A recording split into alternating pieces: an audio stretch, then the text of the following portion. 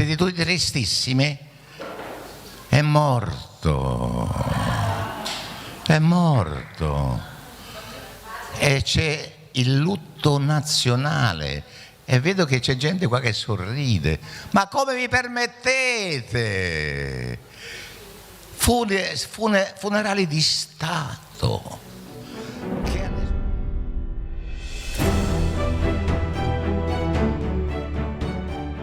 Partiamo subito, mitico applauso per Fulvio Grimaldi.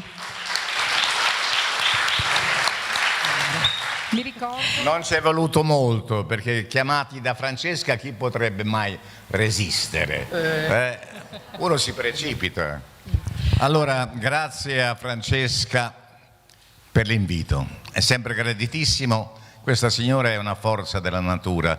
Si chiama Francesca, ma si chiama anche Salus Bellatrix. E Salus è salute.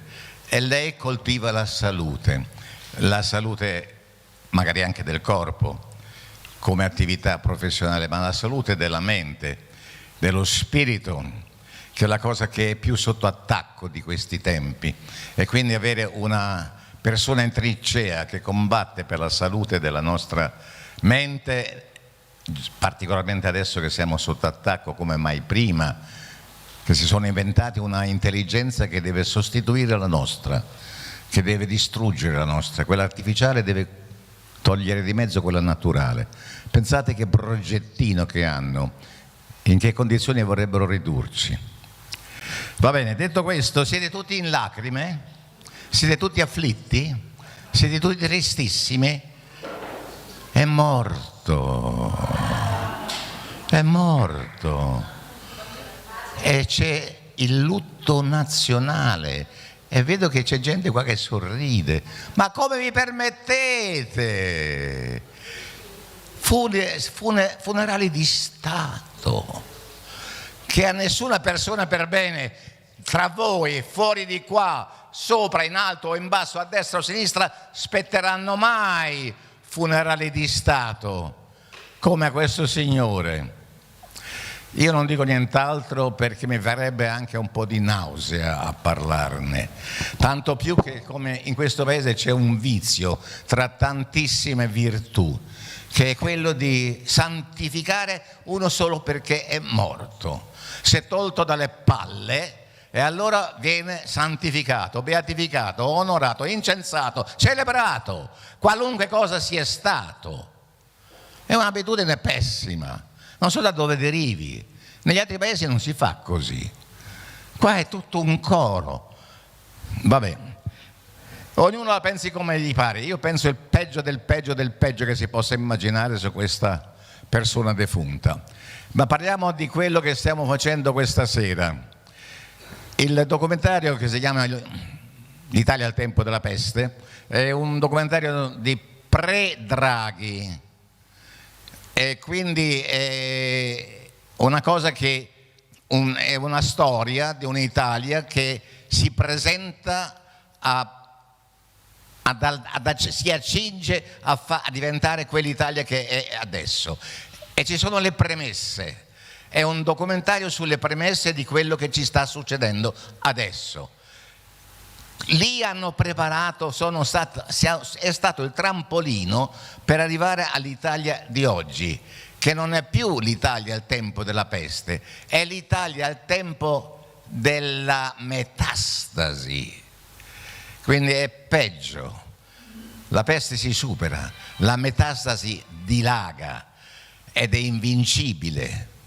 Quindi guardiamo questo documentario e rendiamoci conto di come abbiano preparato il paese nel quale vorrebbero oggi che noi stessimo e piano piano anche ci estinguessimo, perché siamo anche un po' troppi per loro che gestiscono le cose del mondo. Allora hanno preparato il territorio. Io parlo qua di grandi opere, le grandi opere che hanno dovuto incominciare a scassare un paese che era tra i più belli, e lo è tuttora in parte, ma non lo è più nella misura in cui lo era, del mondo. Un paese che ha dovuto essere scassato a vantaggio del profitto di pochissimi. un paese che è stato preparato alla guerra già allora, tutte le premesse, gli strumenti, i territori preparati per la guerra e che già allora hanno incominciato a devastare, a uccidere la vita e non soltanto quella umana. E poi tutte le altre aggressioni che abbiamo subito e che sono state un'introduzione a quella apocalisse alla quale ci vorrebbero far arrivare adesso attraverso la totale sorveglianza, il totale controllo, la guerra totale a noi e agli altri nel mondo. E allora ecco qua, di questo poi parleremo un attimo quando avrete sopportato con indulgenza e pazienza il documentario, non sarete scappati via. Io dirò, se mi permettete, alcune cose di aggiornamento che collegano quel tempo col nostro. Grazie.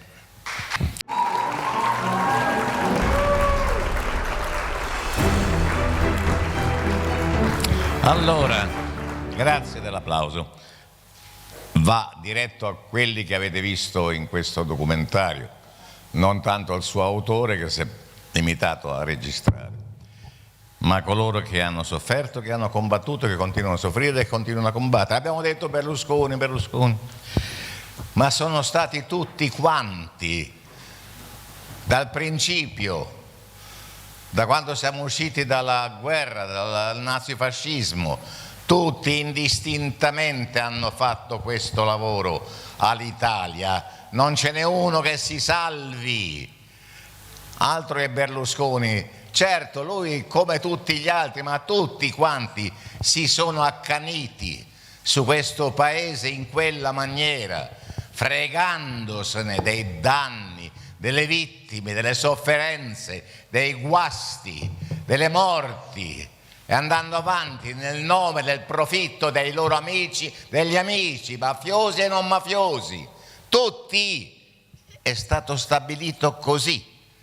Nel 1945 siamo usciti dalla guerra sputando il nostro sangue, grazie alla lotta partigiana, per ridurci in questi termini.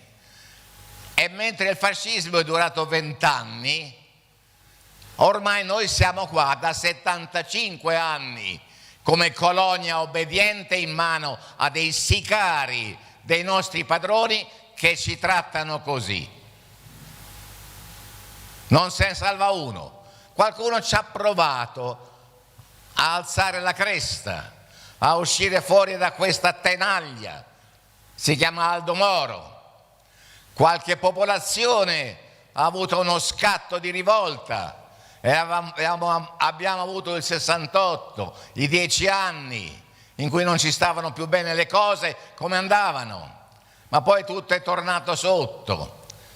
Ci hanno pensato bene a sistemarci nel 45, mettendoci in casa Gladio, casomai sgarrassimo, e con Gladio le manovalanze fasciste, e con quelle i servizi segreti infiltrati legati alla CIA, tutti a controllare che non si uscisse dal seminato.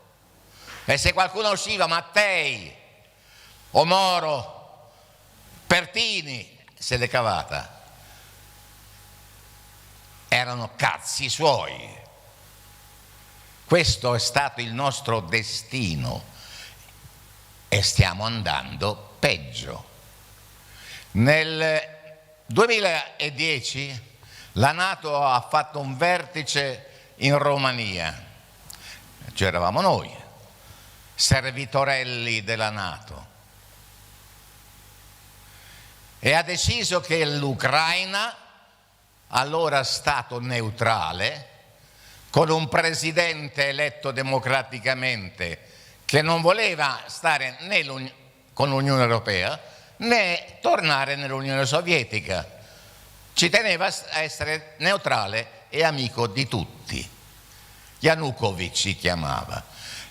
A Bucarest, in Romania, la NATO ha deciso che questo non andava bene, che l'Ucraina doveva entrare nella NATO, perché la NATO si doveva espandere fino ad arrivare addosso da tutte le parti alla Russia. Nonostante che avessero promesso a Gorbaciov che mai, avendo la Russia e l'Unione Sovietica sciolto il patto di Varsavia, mai la NATO si sarebbe avvicinata anche di un solo metro ai confini della Russia. No.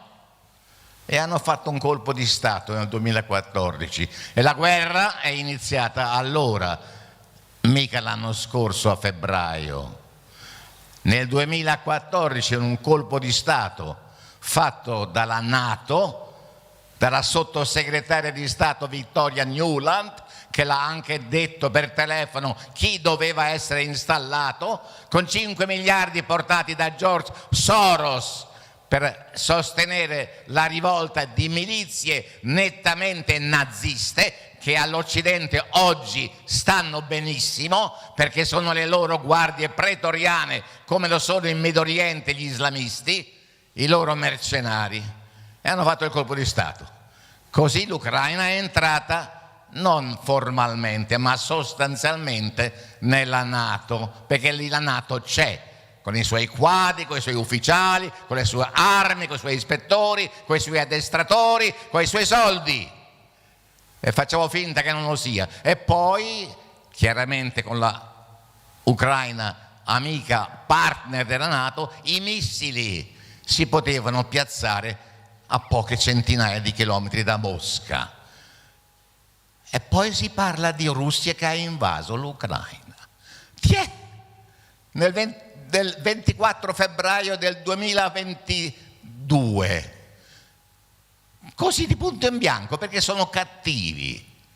Gli hanno puntato i missili in bocca, hanno costretto con un colpo di Stato nazista un paese a diventare un aggressore che ha incominciato a bombardare, a massacrare, a uccidere, a sterminare la popolazione russa in Ucraina, nel Donbass, in Crimea. E la Russia doveva star zitta.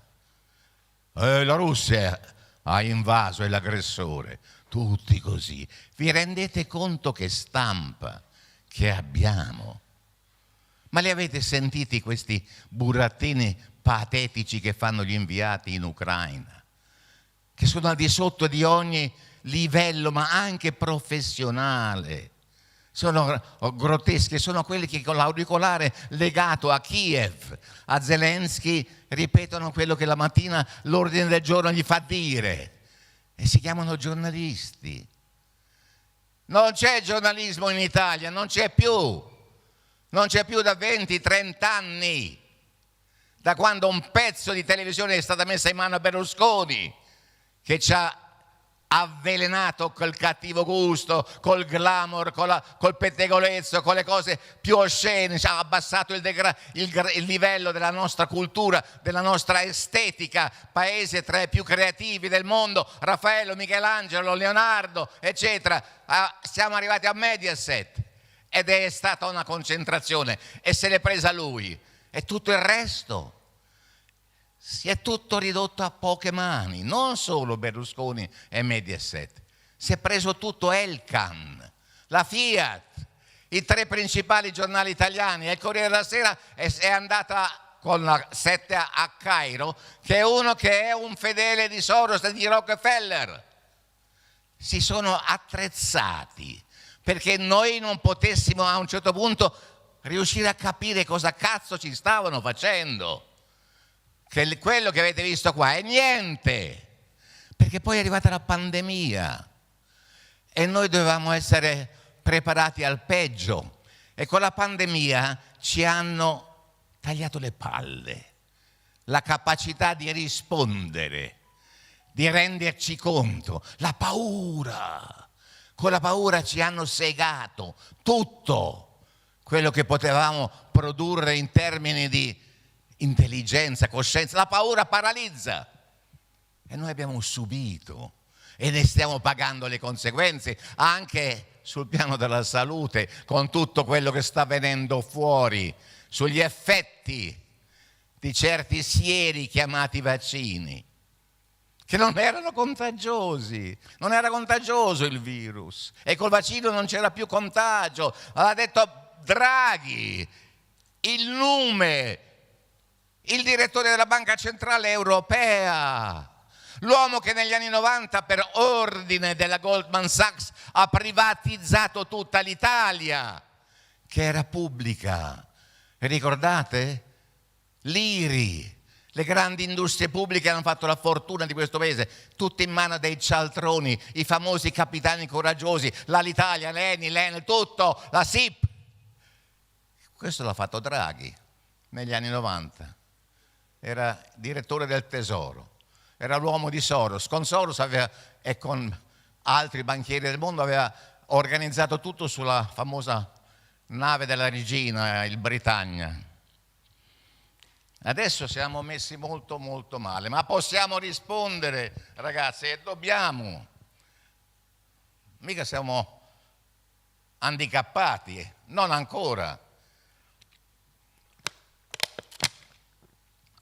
Hanno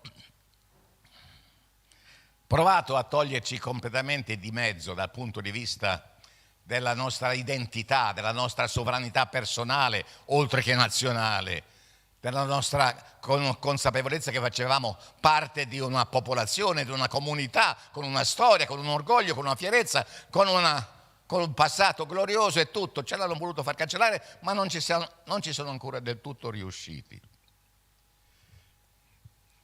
Siamo alla resa dei conti, perché sono in crisi. Certe operazioni non sono riuscite del tutto. Quella della pandemia, per esempio, sta avendo delle crepe gigantesche e sempre, ogni giorno esce fuori di più quanto era delittuoso, bugiardo, mendacio, truffaldina l'operazione. Lo stiamo capendo anche per quanto riguarda il clima. È un'altra grande operazione che ci deve far paura. Quando questi ragazzi vanno in giro a dire che ci stiamo arrostendo, che fra 5 anni non c'è più il mondo perché sarà bruciato, tutte queste cose, paura di nuovo, paura. Altra manovra. E poi la guerra. Adesso ci stanno provando veramente a tirarci dentro fino in fondo. Pensate, questo governo sciagurato di autentici neofascisti, qualunque cosa dicano, hanno le radici, ogni cosa che fanno corrisponde alla loro matrice. Noi mandiamo armi ogni giorno a Zelensky, da 1 anno, e ne manderemo ancora, fino ancora e ancora.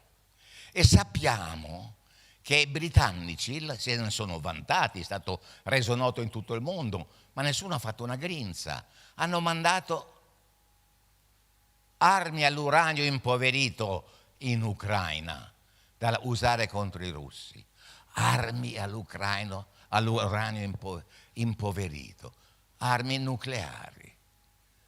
Io le ho viste, gli effetti di queste armi in Iraq, in Siria, in Somalia, in Serbia. Sono una cosa spaventosa. Uccidono direttamente con la radioattività, quando colpiscono, anche quando sono colpiti dai carri armati che si sciolgono sotto l'effetto e irradiano raggi gamma che vanno da tutte le parti, ma soprattutto entrano nell'organismo e si perpetuano attraverso il DNA nelle generazioni future. Io ho visto i ragazzini nati da madri che erano state contaminate e sono bambini nati senza un occhio o con 3 occhi, senza braccia o con un braccio, senza organi genitali o genitali piantati sul petto, che inevitabilmente muoiono dopo un po'. E ho visto le madri che li tenevano in braccio, sia in Serbia, e questa cosa durerà secoli. E noi abbiamo dato il consenso che il nostro partner NATO, Gran Bretagna, desse queste armi da usare in Ucraina. E abbiamo applaudito.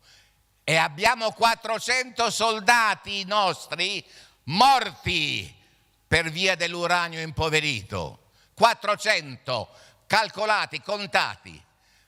perché fortunatamente c'è un militare, un grande militare, un maresciallo, si chiama Leggero, che ha fatto un comitato, che ha fatto un'indagine, che il Ministero della Difesa e i generali non volevano e hanno soppresso in tutte le maniere, ma lui ha resistito e ha avuto ragione. E i nostri soldati sono morti perché in Kosovo li hanno mandati senza protezioni in mezzo alle armi e all'uranio impoverito, e anche in Sardegna.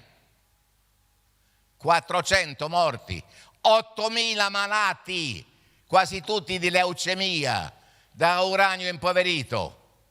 E noi mandiamo armi insieme ai britannici che mandano questa roba in Ucraina, dove domani andranno i nostri ragazzi. Perché questo è il punto, lo scatto rispetto a questo filmato. Lo scatto è quello di questi giorni. Naturalmente tutto sommerso dagli inni, dai pianti, dagli incensi per Berlusconi, fortunatamente toltosi di mezzo. Qualcuno mi dice, ma ai morti non si dice questo. Io lo dico, perché non santifico un morto se è stato un farabutto. Noi abbiamo in questi giorni in corso in Germania la più grande esercitazione militare di terra, di aria e di mare dalla fine dell'ultima guerra. 10.000 uomini di 24 paesi con centinaia di aerei che operano in 3 grandi Länder della Germania, la Baviera, il Baden, la Renania-Palatinato e lo Schleswig-Holstein a nord. Per 2 settimane sconvolgono il territorio, il paese, la vita. Decine di migliaia, 10.000 soldati, con i mezzi corazzati, con i blindati, con tutto quello, i cannoni e tutto, e sparano. E lo stesso succede in questo momento in Sardegna, che non gli vogliono far mancare mai niente ai sardi. In questo momento c'è un'altra enorme manovra in atto in Sardegna, come se non bastasse quello che avete visto. E in Sicilia, come se non bastasse quello che avete visto, adesso vogliono aprire una nuova base militare nel Parco dei Nebrodi. Nebrodi Madonie, una delle terre più integre ancora in Sicilia, una grande base militare, 250 ettari. Non bastava la Stigonella, non bastava il Mus di Niscemi, non bastava quello che già c'è, Lampedusa e tutto, perché ci stiamo preparando. E allora l'altro ieri, 4 o 5 giorni fa ormai, il ex segretario della NATO, questi burattini che vengono piazzati lì, a cui appiccicano le zanne per farli vedere cattivi, mostruosi, belluini, Rasmussen ha detto che era ormai il caso che Ucraina dentro o non dentro la NATO, e noi la NATO andassimo a combattere anche, oltre a mandare armi, cioè mandare soldati. I polacchi hanno già detto che sono pronti. Quelli paesi ridicoli del Baltico, Estonia, Lettonia, Lituania, anche loro. E Rasmussen ha detto ci andranno. E poi è arrivato l'attuale segretario Stoltenberg della NATO, l'altro burattino, che qualcuno manovra e lui fa come il ventriloquo, no? Il ventriloquo, quello che agita è il capital finanziario, il finanzcapitalismo americano con Biden, che è un altro burattino. Insomma, gli hanno fatto dire questo a Stoltenberg. Ragazzi, guardate che l'articolo 5 della NATO, e noi siamo NATO, impone a un paese aggredito che tutti gli altri della NATO intervengono in sua difesa, non più solo mandando armi, ma andando a combattere. E lui ha detto, ma l'Ucraina non è ancora NATO, ma che fa? La avviciniamo, la facciamo entrare, comunque è già partner. Quindi noi siamo chiamati a andare con i nostri ragazzi cosiddetti, sono mercenari, comunque ormai non sono più di leva, e quindi sono professionisti, magari gli spetta anche, siamo chiamati ad andare a combattere. Cioè, altro che negoziato, il Papa, negoziati, diplomazia, proviamoci, non vogliono. Questa roba deve continuare. l'intero apparato produttivo, economico, occidentale, cappeggiato dagli Stati Uniti, si regge sulle guerre e quindi sulla produzione di armi. Tutto il resto sta crollando. L'economia energetica, tutta la manifattura negli Stati Uniti non si produce più niente, ma soltanto c'è un grande colosso che produce armi che va alimentato. E quindi le guerre, allora la Libia, la Siria, l'Iraq, la Serbia, la Jugoslavia, l'Afghanistan, e qualche colpo di Stato, rivoluzione colorata in America Latina, eccetera, ma avanti soprattutto con l'Ucraina, perché la Russia deve essere indebolita e comunque deve essere continuata la produzione bellica e quindi il massacro, il macello, la matanza, la matanza. Allora che fare? Che fare? Andate a firmare per il referendum, per favore. Stiamo portando avanti un referendum. È l'unica cosa seria, concreta, che si può fare in questo momento. È bello andare in piazza, però la piazza è il giorno dopo e poi è vuota. È bello anche come fa Santoro, che è uno che con un piede di qua e un piede di là. Santoro che dice facciamo la marcia, la staffetta delle marce, dalle Alpi alla Sicilia. Molto bello, ognuno pensa alla guerra per un attimo, poi il giorno dopo è finita la cosa. E invece se con il referendum noi gli diamo una botta, ma veramente forte, perché se il referendum passa, fatto da 2 comitati, per la richiesta, il quesito è di smetterla con l'invio delle armi a Zelensky e a chiunque sia in guerra, che significa bloccare la guerra, quella guerra. Tutte le guerre, e comunque significa che il popolo si manifesta, come lo sappiamo è già in atto, perché il 70-80% degli italiani, diversamente da Mattarella e da Melonsky o Crosettonski, sono contro le armi e contro la guerra. È un dato di fatto, soltanto Mentana non può riconoscere, ma si sa a chi serve Mentana. Quindi ci sono la raccolta delle firme per il referendum.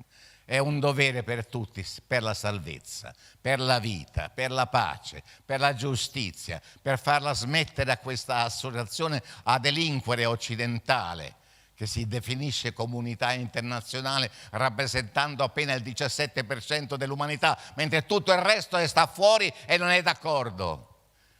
Bisogna bloccarli questi 4 cialtroni maledetti, psicopatici, roba da manicomio criminale. E lo si può fare firmando, raggiungendole e superando le 500.000 firme, che poi si va a fare il referendum e si dice no a quello che questa classe dirigente di autentici delinquenti vuole fare. Abbiamo questa possibilità, abbiamo questo strumento, corrisponde a quello che vogliamo in maggioranza e usiamolo.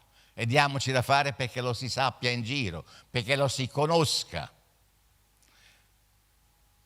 Ci sarebbe da dire qualcosa anche su che cosa sta succedendo al nostro Paese in quanto istituzione, Costituzione, struttura democratica che non c'è più. Avete visto dove è finito il Parlamento? Non c'è più il Parlamento. Il Parlamento è chiamato a dare la fiducia.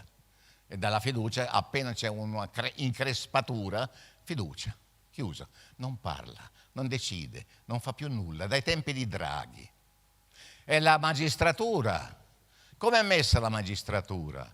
Dopo la Cartabia e dopo Nordio, che ha detto che basta con i pubblici ministeri e ogni giorno tira una mazzata alla magistratura, che già di suo è molto volenterosa a mettersi sotto. E le poche eccezioni che c'erano, eroiche, un po' le hanno uccise, un po' le hanno emarginate. Quindi rimane un potere dai famosi 3 della democrazia, legislativo, giudiziario e esecutivo. Rimane esecutivo. Si chiama Mattarellowski e Melonsky. Anche per questo va firmato il referendum. Si tratta anche di una lotta per la libertà. Grazie.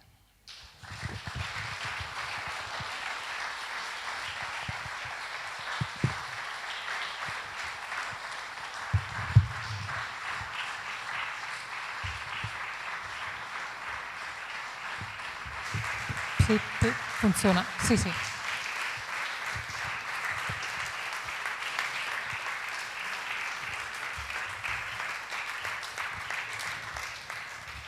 Grazie. Sì, qualche domandina, dai. Qualche domanda.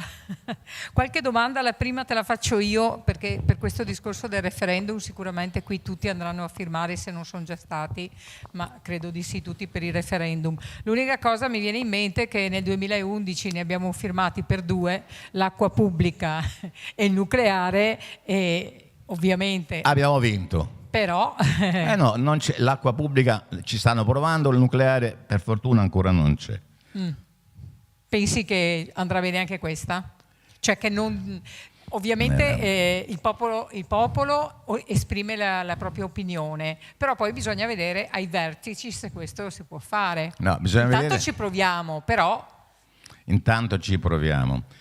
Dipende sempre naturalmente dalla Cassazione, che deve vagliare le varie firme e ne può buttare fuori parecchie, e ce ne saranno da buttare via perché ci sarà stato qualche errore, qualche firma sbagliata, indubbiamente. Perciò bisogna raccoglierne più di 500.000. E poi c'è da vedere che cosa fa la Corte Costituzionale. E alla luce di quello che sta facendo di questi tempi la Corte Costituzionale, per esempio sulla validità dell'imposizione di certe regole pandemiche ai sanitari, ai medici, che ha approvato facendosi scienziato anziché custode scienziato di una certa parte, anziché custode come dovrebbe fare della Costituzione, non si sa come andrà con questi. Dipenderà dalla capacità di essere tantissime firme.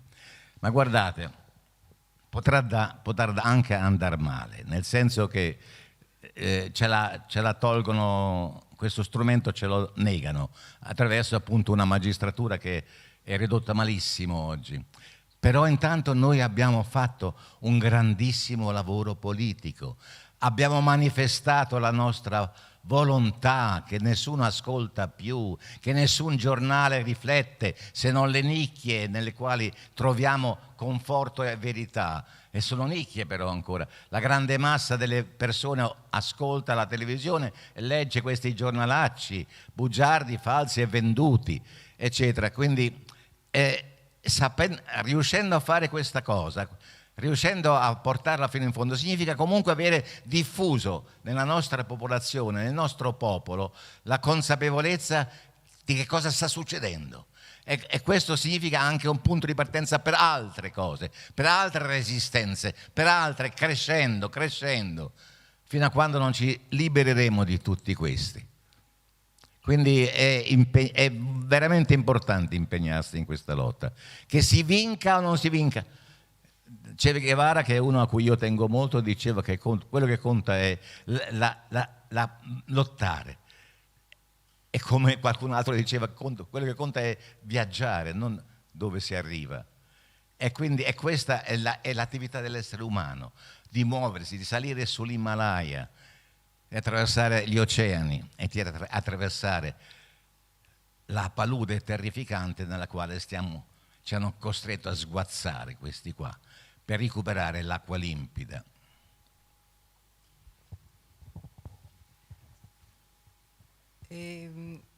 Una curiosità riguardo alla questione NATO, basi NATO. La situazione negli altri paesi europei che fanno parte della NATO è la medesima dell'Italia, o al di là della nostra posizione tattica siamo sempre di fronte a una politica debole o di interesse, per cui noi siamo messi in una situazione peggiore rispetto ad altri paesi? Vorrei capire come sono negli altri paesi le basi. Intanto, per quanto riguarda il nostro giro europeo, l'Unione Europea, abbiamo 2 paesi, in particolare la Francia, che da 2 anni in maniera fantastica, veramente questi ce l'hanno nel DNA, si vede che il seme della rivoluzione francese è rimasto e non cessa di rispuntare con qualche fiore. Sono 2 anni che questi si battono, prima con i famosi gilet gialli, adesso proprio con tutta la popolazione, a milionate, settimana dopo settimana, pur venendo repressi in una maniera così feroce come non so se vi siete resi conto, la polizia francese che cosa fa? Sparano i lacrimogeni negli occhi per accecare, picchiano in maniera feroce e terrificante, puniscono cose che tra l'altro che noi attribuiamo ai paesi autocratici come la Russia, la Bielorussia o l'Iran non si sono mai viste da quelle parti lì, questo tipo di repressione che praticano i francesi. E questi tirano avanti e mettono in discussione tutto, anche la partecipazione alla guerra. E anche in Germania, anche se non ce lo raccontano, c'è un fortissimo movimento, con grandi manifestazioni una dopo l'altra, organizzazioni che combattono, partiti che sono contro la guerra, l'AfD che continuano a crescere. Questo per quanto riguarda l'Europa, ma il fatto è che è tutto il mondo fuori da quella che si definisce, che ho detto prima, la comunità internazionale, che è un piccolo raggruppamento di fetenti, di fetentoni e di utili idioti che siamo noi, che sono una minoranza nel mondo, vociferante. A noi ci sembra di essere il mondo, quando si dice la comunità internazionale. È uno spicchietto. Fuori c'è il mondo che non è assolutamente d'accordo, che non accetta le sanzioni alla Russia, che non accetta di autocastrarsi privandosi dell'unica energia che era utile, poco costosa e poco inquinante, che era il gas russo, eccetera. Non se ne priva per niente e non cessa di commerciare e di fare gli scambi con la Russia e con la Cina. Non obbedisce per niente l'India, non obbedisce il Brasile, non obbedisce il Sudafrica, non obbedisce l'Indonesia, non obbedisce tutto il sud-est asiatico, il Vietnam, il Myanmar, l'Indocina tutta. Non si sognano di obbedire. Sì, lì ci sono delle roccaforti anglofone, l'Australia, la Nuova Zelanda, poi il Giappone che fa parte di, vogliono fare la NATO dell'Asia adesso lì, ma la maggioranza dei popoli del mondo è tutta l'Africa. Nessun paese dell'Africa sta con la NATO, anzi hanno tutti rapporti sempre più intensi con la Russia e con la Cina in alternativa, perché quei due paesi non impongono le presenze militari, le basi militari, le partecipazioni alle guerre, la partecipazione alle sanzioni che poi rovinano quelli che le fanno le sanzioni, tipo noi, che abbiamo perso mercati, produzione e tutto, ci siamo veramente castrati con le sanzioni che gli americani impongono. L'Unione Europea e gli americani impongono le sanzioni, nessun altro nel mondo. Ma ci siamo chiesti sto fatto, ma non c'è un paese, non c'è un'altra realtà nel mondo che si sogna di avere l'arroganza senza fine di imporre sanzioni. No, tu non devi commerciare, tu non devi produrre farmaci, no, tu non devi avere scambi finanziari, tu devi stare fuori dalla comunità umana. Ma soltanto gli Stati Uniti si permettono questo, di infliggere sanzioni, e noi al seguito, pecoroni, l'Unione Europea. Beh, è fantastico. Ebbene, la sua domanda, era quella, il mondo fuori è la stragrande, sono i 3/4 del mondo che sono nel giusto e che ci danno coraggio e ci danno una prospettiva. Se non ce la facciamo noi, gli equilibri mondiali cambieranno in virtù di questa sproporzione di forze e ci daranno una mano. Io sono fiduciosissimo. Buonasera, ancora complimenti per la sua esposizione. Ha ancora senso andare a votare? Sì, prendiamo... Dov'è? Prego. Sì, ha ancora senso andare a votare? Che senso ha, viste le situazioni che si sono create qui in Italia? Mi dà una bottiglietta d'acqua magari. Grazie. E poi una seconda richiesta, domanda, che è questa qui. Ipotesi, referendum a parte, che può essere un appiglio per poi prendere altre strade naturalmente, la possibilità di risolvere in altro modo la situazione che si è creata nel mondo. Ha già dato lei una mezza risposta, nel senso che appena adesso ha detto che ci sono degli altri paesi che ci stanno ribellando a tutto questo, può essere il discorso del BRICS o di altre cose, quindi volevo un suo parere su questo, insomma. Ma mi sembrava di avere già detto più o meno sui BRICS, che sono quei 5 paesi che hanno costituito un rapporto, un coordinamento, un'alleanza per tirarsi fuori da qualsiasi soggezione a qualsiasi blocco. Ma siccome c'è soltanto un blocco che vuole sottomettere gli altri, il rifiuto del blocco è il rifiuto del blocco occidentale, anglosassone ed europeo. E questi sono 5 paesi che sono la maggioranza dell'umanità e ci stanno avvicinando a questo gruppo tanti altri paesi. L'Algeria, che è sempre stata su una posizione autonoma, indipendente e orgogliosa, il Brasile, il Brasile è già dentro, l'Egitto, l'Iran, e quindi piano piano questi costituiranno una costellazione di indipendenti. Sì, sicuramente molti ericeranno il naso quelli che pensano che è necessario cambiare completamente la struttura della società, i nostalgici di certe rivoluzioni, che li capisco e che promettevano che il rapporto all'interno degli esseri umani tra potenti e deboli si sarebbe modificato radicalmente. Certo, queste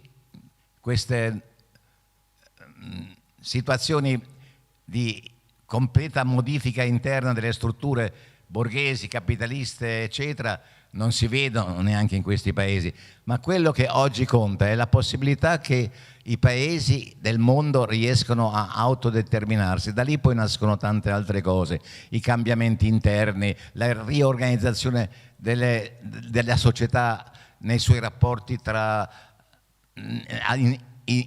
improntati alla giustizia sociale, eccetera. Quello che conta oggi è che si metta in discussione il dominio arrogante, prepotente, assoluto, totalitario e condizionato da una visione dittatoriale dell'organizzazione umana, sia messo in minoranza, sia messo in difficoltà, gli si impedisca di funzionare.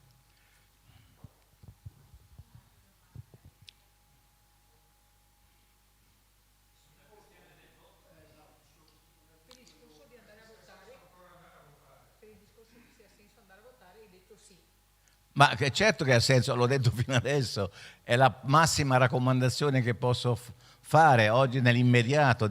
La cosa concreta che possiamo fare è andare a firmare per il referendum. Uno dei referendum del comitato L'Italia ripudia la guerra, l'altro referendum è sempre contro le armi, si chiama Nuove Generazioni. Sono 2 comitati che agiscono in coordinamento. Ci sono 2 quesiti che impediscono la consegna delle armi del nostro paese all'Ucraina, a Zelensky e poi a tutti gli altri paesi che fossero in guerra.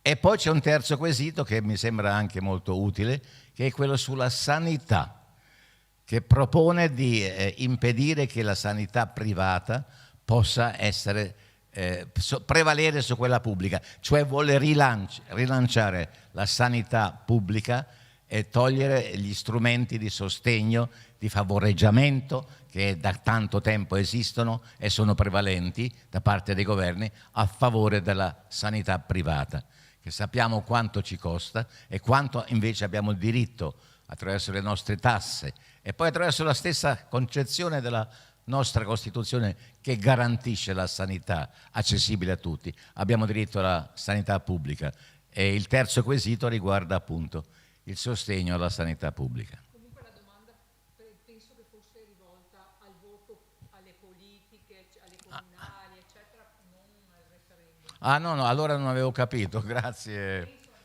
Io non posso esprimere una preferenza di voto. Forse qualcuno di voi sa quale. Assolutamente sì. Chi non vota è come se non ci fosse. Non so chi abbia detto che se tu non ti occupi di politica, sicuramente la politica si occupa di te e ti manovra e ti fa quello che la politica, che oggi in mano lo sappiamo a chi sta, l'abbiamo visto, l'abbiamo ripetuto, eccetera, Quindi se quella si occupa di te, ti fa del male. Quindi è meglio che tu ti occupi della politica.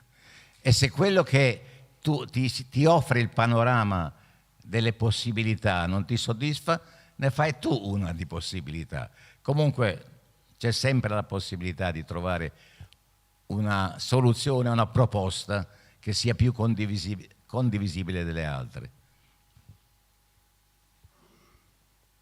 Mai non votare. Guardate che nell'ultima elezione del 25 settembre, alla quale noi che abbiamo cercato di mettere in piedi una forza politica antisistema, nata dal rifiuto, soprattutto dal rifiuto della pandemia, rafforzata dal rifiuto della guerra, rafforzata dal rifiuto del sistema delle migrazioni come viene manovrato, e da altri rifiuti, il ricatto climatico inventato completamente sul CO2, demonizzato a torto.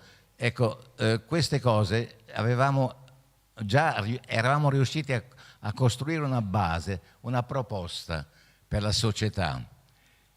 Alla faccia del Mattarella all'americana, che ci aveva imposto di fare una campagna elettorale in piena estate, a Ferragosto, quando la gente era al mare, in 2 mesi e mezzo di campagna, impiccandoci a una data, il 25 settembre, veramente scandalosa per un capo dello Stato che dovrebbe essere quello di tutti gli italiani ed è soltanto il capo di Stato di una fazione degli italiani, della peggiore peraltro.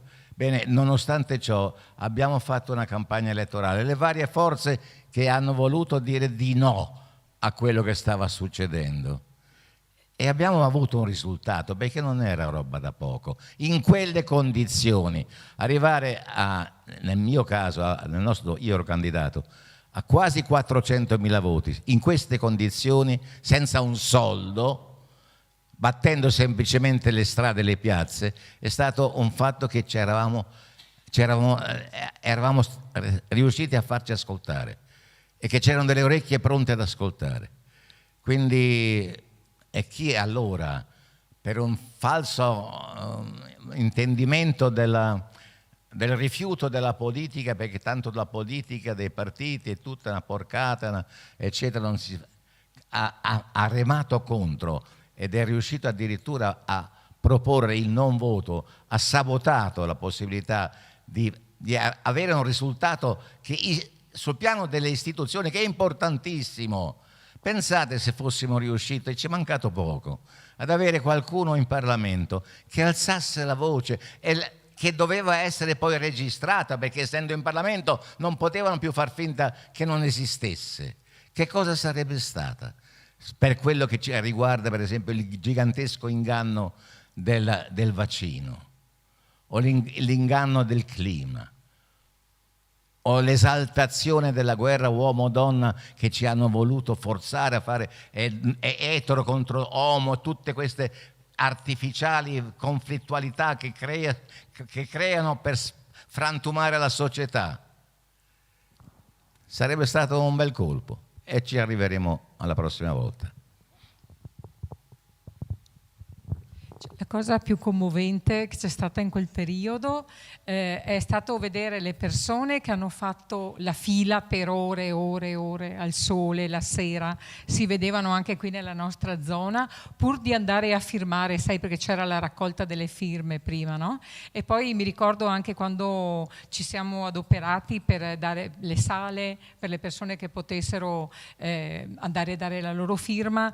Addirittura una volta abbiamo messo insieme nella stessa sala, utilizzando gli stessi avvocati che certificavano sia per l'una che per l'altra, perché era importante che tutti potessero arrivare. Quindi anche lì si è vista un po' E poi è dispiaciuto anche a me il discorso dell'istigazione, al di là del fatto che uno pensi che serva o no un po' dell'istigazione al non voto, però questa è da parte mia, perché ho questo pensiero che avere qualche sentinella in Parlamento, io penso anche agli ultimi anni, quello che ha fatto Sara Cunial, che è riuscita con la sua voce, con le sue proteste, eccetera, ad arrivare anche anche a una platea di persone che magari certe cose non le avrebbe mai immaginate, e penso anche a tutto il suo lavoro che faceva nelle commissioni parlamentari, soprattutto adesso per gli OGM, che li abbiamo buttate fuori dalla porta ma sono già rientrati dalla finestra, persone che ci possano avvisare in tempo di tutto quello che sta succedendo. Però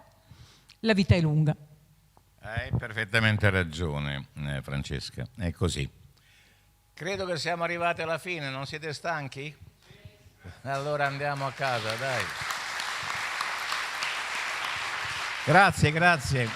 Forza, ecco, i vecchi nostri, più vecchi ancora di me, che è quasi incredibile, io sono un sopravvissuto, più vecchi di me avevano le famose società di mutuo soccorso, che avevano tutte uno stesso slogan: forza e coraggio. Bellissimo, forza e coraggio.